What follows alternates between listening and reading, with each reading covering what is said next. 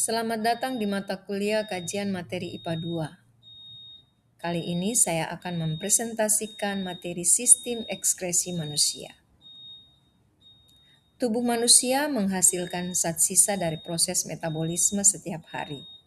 Jika zat sisa tersebut tidak dikeluarkan, tubuh dapat mengalami gangguan.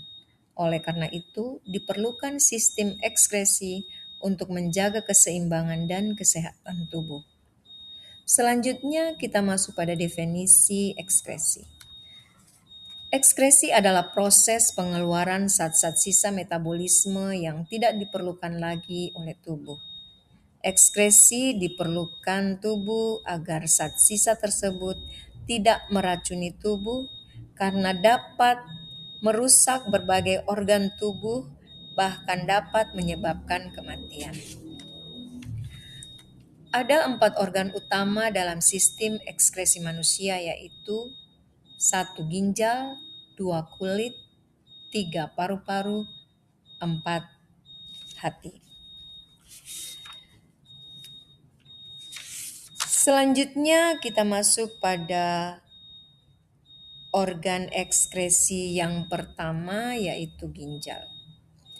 Ginjal merupakan salah satu organ penting dalam tubuh manusia. Ginjal berjumlah 2 buah yang terletak di sebelah kiri dan kanan dekat tulang belakang. Ginjal terbagi menjadi beberapa bagian. Bagian yang pertama yaitu korteks atau kulit ginjal, yang kedua medula atau sumsum ginjal, yang ketiga pelvis ginjal atau pelvis renalis, yang keempat arteri ginjal, yang kelima vena ginjal, dan yang keenam ureter. Korteks atau kulit ginjal merupakan bagian luar ginjal yang mengandung banyak nefron atau unit penyaring darah yang berfungsi sebagai lokasi filtrasi awal atau tempat penyaringan darah pertama kali. Selanjutnya medula atau sumsum ginjal.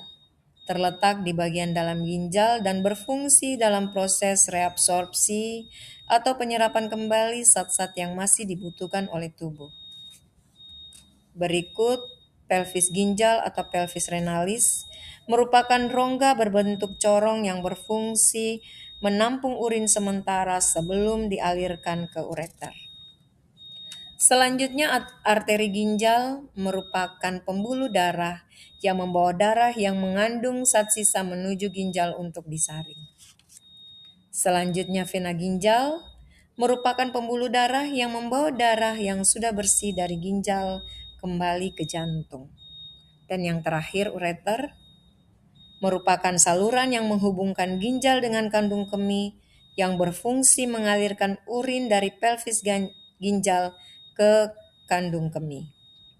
Sehingga fungsi ginjal adalah menyaring darah, membentuk urin, mengatur keseimbangan cairan tubuh, mengatur kadar garam dan mineral, membantu mengontrol tekanan darah, dan menjaga keseimbangan pH tubuh.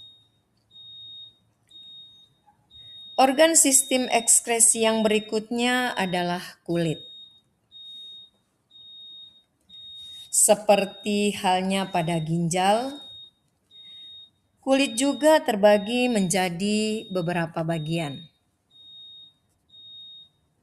Bagian yang pertama dari kulit adalah lapisan epidermis, 2 lapisan dermis, dan yang ketiga lapisan hipodermis. Lapisan epidermis merupakan lapisan terluar yang bisa dilihat dan disentuh. Lapisan epidermis tersusun atas sel-sel epitel dan tidak mengandung serabut saraf maupun pembuluh darah. Secara umum fungsi lapisan epidermis adalah tempat regenerasi sel-sel baru, menghasilkan pigmen warna bagi kulit, dan sebagai pelindung di bawahnya. Lapisan epidermis kita kenal sebagai kulit ari. Di dalam epidermis terdapat 5 lapisan. Yang pertama, stratum corneum. Stratum corneum merupakan bagian luar epidermis yang mengandung keratin serta berfungsi untuk melindungi lapisan di bawahnya. Lapisan kedua yaitu stratum lucidum. Stratum lucidum merupakan lapisan di bawah stratum corneum yang berukuran tipis dan mengandung protein untuk proses regenerasi kulit. Yang ketiga, stratum granulosum. Stratum granulosum yaitu lapisan di bawah stratum lucidum yang berfungsi untuk menghasilkan lemak serta molekul lain. Yang keempat, stratum spinosum, yaitu lapisan yang berfungsi untuk melapisi kuku dan kulit kepala serta menghasilkan keratin. Dan yang kelima, stratum basal. Stratum basal yaitu lapisan paling dalam yang berperan dalam proses penentuan warna kulit seseorang, karena di dalam lapisan tersebut terdapat sel-sel melanosit. Sel melanosit merupakan sel di lapisan bawah epidermis kulit yang memproduksi pigmen melanin yang berfungsi menentukan warna kulit, rambut, serta mata, dan melindungi kulit dari radiasi sinar matahari. Lapisan berikut dari kulit yaitu lapisan dermis. Lapisan dermis adalah lapisan di bawah epidermis yang mengandung serabut saraf, pembuluh darah, pembuluh limfa, kelenjar minyak, serta kelenjar keringat. Kelenjar keringat terhubung dengan serabut saraf dan pembuluh kapiler darah. Fungsi lapisan dermis adalah sebagai yang pertama lapisan untuk memproduksi keringat, yang kedua tempat tumbuh rambut, yang ketiga lapisan yang memberikan nutrisi bagi kulit melalui pembuluh darah di dalamnya, dan yang keempat melawan organisme patogen serta infeksi. Lapisan kulit yang ketiga, lapisan hipodermis. Lapisan hipodermis ini adalah lapisan di bawah dermis yang mengandung banyak jaringan ikat. Jaringan ikat berfungsi untuk menempelkan kulit pada otot. Jaringan ikat yang terdapat pada lapisan hipodermis adalah jaringan ikat elastin yang berfungsi untuk mengembalikan elastisitas kulit setelah ditarik atau direnggangkan. Selain jaringan ikat, lapisan hipodermis juga mengandung jaringan lemak yang berfungsi untuk mengatur suhu tubuh atau menjaga suhu tubuh tetap hangat dan sebagai cadangan energi serta juga sebagai pelindung benturan. Sehingga fungsi kulit adalah melindungi tubuh dari kuman, cedera, dan paparan lingkungan luar, mengatur suhu tubuh melalui keringat dan penguapan, menjaga keseimbangan cairan tubuh, serta berfungsi penting untuk mempertahankan kesehatan tubuh secara keseluruhan.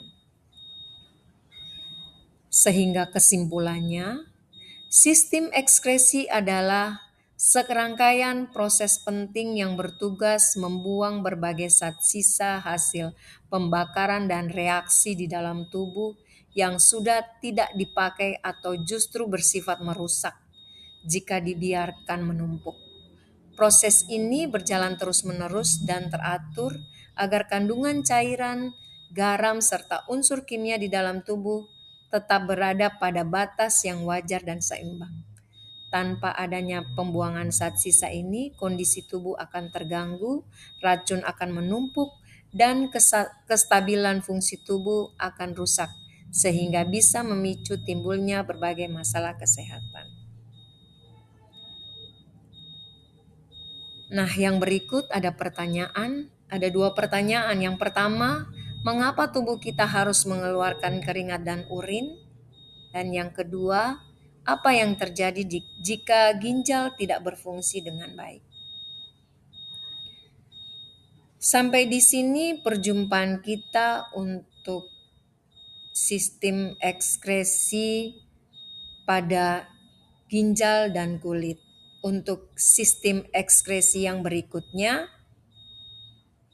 atau organ ekskresi yang berikutnya akan dilanjutkan oleh rekan saya. Terima kasih.